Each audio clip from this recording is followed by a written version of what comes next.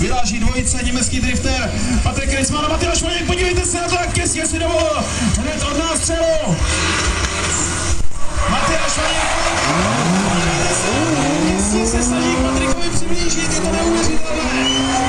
Pojďme podpořit oba dva driftery, Patrik Kritzmann teď dost významně zadýmil první polovinu okruhu. Druhý clipping point, oba dva trefili.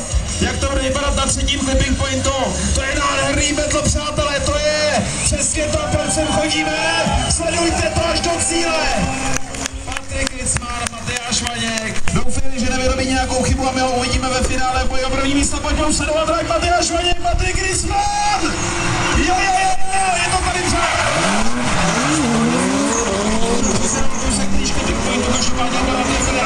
Se vyžlítili z druhého vrátku, podívejte se na to! Matyáš Vaněk, jak teď zadýmil, teď se mu podařil projet krásně. I druhý clipping point, podívejte se na to až do cíle, jak to bude vypadat. Já si troufám, že pokud dojedou takhle až do cíle, budeme opakovat tuto jízdu. Matyáš Vaněk, Patrik Kritzmann.